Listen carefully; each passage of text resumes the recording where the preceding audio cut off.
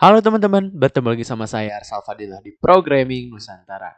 Pada video kali ini kita akan membahas tentang bahasa C++ ya. Ini baru pertama kali saya akan secara resmi gitu ya, memberikan materi tentang suatu bahasa dengan lengkap gitu ya. Kita akan belajar secara dari dasar, menengah, sampai ke ahli. Jadi kita ada pada bagian dasar terlebih dahulu ya. Oke, tanpa basa-basi, kita langsung saja ke pertemuan pertama, yaitu pada video kali ini, pada hari ini, kita akan membahas tentang pengenalan dulu ya dengan bahasa C++ tentunya. Di sini saya sudah menyiapkan sub materi, ada 6 materi yang akan kita bahas pada video kali ini.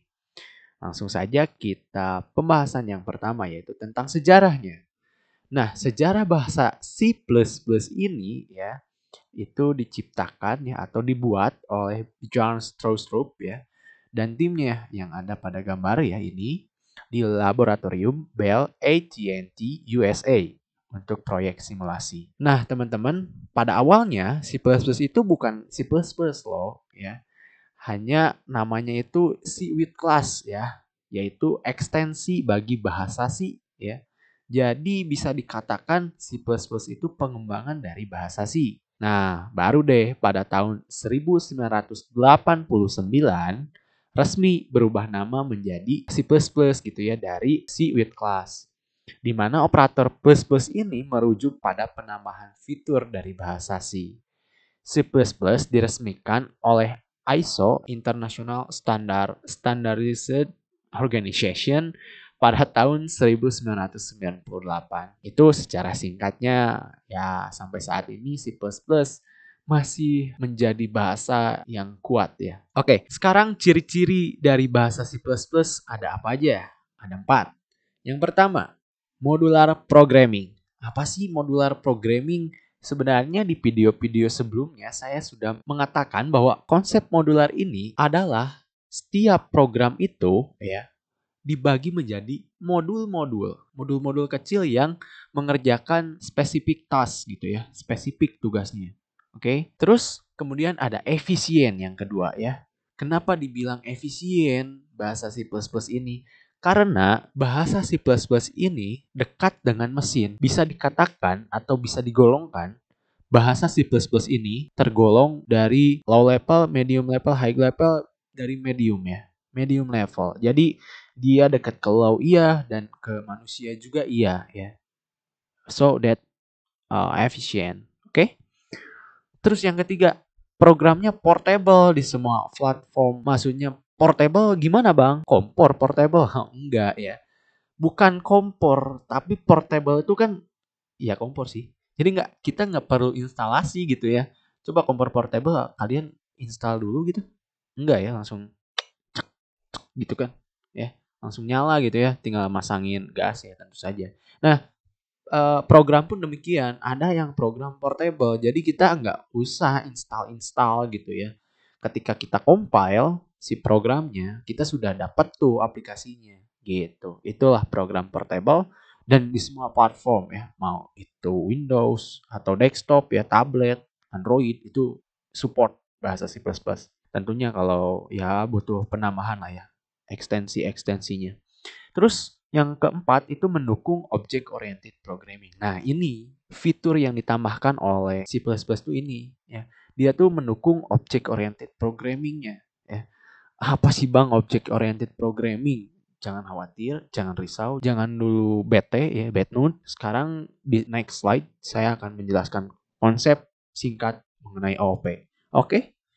Nah, jadi object oriented programming ini adalah suatu paradigma ya yang berdasarkan objek. Bingung. Oke. Gini. Kalau kalian manusia ya, pasti kita tuh memandang suatu hal itu sebagai objek, betul ya. Misal kita pastilah di sini semuanya yang pernah melihat mobil atau motor ya. Nah, itu kan suatu objek ya, suatu objek. Motor itu suatu objek, mobil itu suatu objek gitu ya. Nah, kurang lebih kayak gitulah. Motor punya ban gitu ya, punya stang, punya spion, mobil juga sama dengan demikian, punya pintu ya, punya tempat duduk gitu ya, punya setirnya dan lain sebagainya. Nah, OOP tuh dia tuh mau menyamakan dunia nyata gitu ya. Konsep dunia nyata ke dalam suatu program. Gitulah kira-kira ya untuk konsep OOP. Makanya ada kelas nantinya. Nanti kita akan praktekkan kalau bingung. Nah, di sini ada empat poin ya. Yaitu yang pertama ada abstraksi. Apa abstraksi? Pembuatan kelas untuk menggambarkan suatu objek. Jadi kayak blueprintnya. Kalau kalian lihat mobil, ada kerangkanya atau prototipenya. Nah, itu dia konsep abstraksi dulu gitu ya. Terus ada enkapsulasi ya. Selain dari kita melihat, ya, tentunya ada sesuatu yang di-hide ya, dari objek tersebut. Misal kita nggak bisa secara langsung melihat mesin gitu ya dari luar. Nah itulah kira-kira ya untuk gambaran mengenai enkapsulasi ini, yaitu aksesnya gitu ya. Sehingga kita nggak sembarangan bisa ngerubah nilai nantinya, ngerubah statement ya dan sebagainya. Terus ada konsep polymorphism. Apa? Yaitu ya implementasi instruksi yang dapat memiliki efek yang bervariasi selama eksekusi program. Misal di bahasa C ada modul print gitu ya.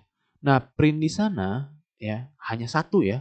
Nggak boleh ada modul apa function lain gitu ya atau prosedur lain yang bernama print ya. Jika di sini polymorphism boleh ya, asalkan dengan catatan. Catatannya apa? Catatannya kalau dia mau sama namanya itu harus beda jenisnya, ya, jenis datanya ataupun jenis argumennya. Nantilah kalau kalian masih bingung wajar. Terus ada inheritance, ya. Itu membuat kelas turunan gitu ya. Termasuk beberapa kelas turunan. Jadi kayak gini, tahu kan silsilah keluarga ya, pohon keluarga kayak gitu. Nah, kira-kira konsep inheritance itu seperti itu. Sekarang kita nih sebagai anak misal ya punya orang tua tentunya ya, dan sebagai orang tua kita punya anak. Nah gitu. Dan misal kita sebagai cucu kita punya kakek dan nenek gitu ya. Punya buyut. Nah dari buyut kita punya cucu. Nah kayak gitulah istilahnya untuk inheritance ya. Oke, sekarang ada manfaatnya, ada 3 manfaat ya. Ini sebenarnya manfaatnya banyak ya, tapi yang menonjolnya ini ya. Mengurangi kerentanan terhadap kesalahan. Lah, Bang, kan itu tergantung orangnya. Iya. Hanya saja ketika kita menggunakan konsep OOP ya, itu sangat mudah gitu ya menemukan kesalahannya ya. Oh, jadi ini loh kesalahannya tuh di sini. Oh, tinggal maju apa? Pergi aja ke kelas mobil gitu ya, karena salahnya ada di mobil. Kita tracing gitu. Terus mudah digunakan kembali karena kita mempunyai blueprintnya gitu ya, suatu objek. Ya bayangin lah, sekarang mobil itu kan nggak satu ya. Kalau kita menggunakan prosedural mungkin kita banyak gitu ya membuatkan datanya. Nah ini enggak. Jadi kita cukup ntar instance objeknya gitu, instansiasi gitu ya. Objek itu membuat objek gitu ya. Nah itulah mudahnya kita menggunakan OOP. Terus memudahkan maintenance. Ini berkaitan dengan hal yang pertama gitu ya. Sehingga ketika terjadi error tuh kita bisa melihat errornya di mana ya atau kesalahan logik gitu ya. Harusnya 1+1 itu 2, ini 1+1 jadi 3. Ini dari mana gitu ya. Jadi kita bisa oh ternyata di kelas penambah gitu ya ataupun di yang lain-lain. Nah itu mudahnya. Terus ketika mau update misalnya, update tuh saya mau menambahkan metode mobil misal nantinya di kelas mobil. Sorry, metode maju gitu ya di kelas mobil. Nah, tinggal kita merujuk ke kelas mobil dan tinggal ubah ya apa nambahin gitu ya metodenya itu sudah bisa. Nah, gitulah. Nah, ini adalah contoh software ya yang menggunakan C++. Di sini saya masukin 5 saja kategori karena sebenarnya banyak ya kegunaannya, cuman dari kategori-kategori tersebut adalah 5 ini gitu ya yang populer gitulah ya. Yang pertama game ya, yang paling menarik ini Counter Strike. Wah, Counter Strike kalian pastilah tahu gitu ya. Bagaimana permainan Counter Strike? Oh, itu ramai banget ya. Itu diciptakannya pakai C++. Dan masih banyak game lain ya yang menggunakan C++ seperti Football Pro, StarCraft, Master of Orion 3 dan lain-lainnya. Nah, ini GUI based application ya. Adobe Bayangin Adobe ya, yang suka kalian pakai, Photoshop kayak apalagi Premiere Pro gitu ya dan lain sebagainya itu diciptakannya menggunakan C++ gitu ya, Adobe System itu. Terus operating systemnya ada dua nih yang populer, Apple OS sama Microsoft Windows. Wah, hebat banget ini C++ bisa membuat OS gitu ya. Membuat Apple sama membuat Windows. Wah. Terus browsernya Mozilla, Firefox, dan Google juga tuh ya. Wah, hebat ini. Database MySQL, siapa sih yang nggak tahu gitu ya database MySQL? Itu udah populer banget lah ya di kalangan programmer yang menengah gitu ya. Apalagi yang sudah tahu uh, website gitu ya, itu database-nya pasti MySQL gitu ya. Karena MySQL tuh free dan ringan lah untuk digunakan. Ini yang paling penting ya, yang paling penting itu ini. Kalian bayangin, tapi ini nggak jangan jadi patokan dulu kalian ya. Kalian bayangin per tahunnya ya itu dapat 103.704 dolar, ya nggak? Atau setara dengan 1 miliar, 1,5 miliar ya per tahun itu, per tahun ya, per tahun, per per jamnya dibayar 50 dolar. Bayangin 50 dolar per jam. Jadi kalian ngoding tuh 1 jam ya dapat 715.000 minimal. Ya, enggak sih ini rata-rata ya. Bisa lebih besar, bisa pun lebih kecil. Ini saya ambil dari referensi dari sini. Oke? Seperti itu aja dari video saya kali ini. Mohon maaf apabila ada kesalahan dan kekurangan. Terima kasih untuk yang telah menonton dari awal sampai akhir. Saya Arsal Fadilah, pamit undur diri. Salam programming Nusantara, salam programmer. See you later.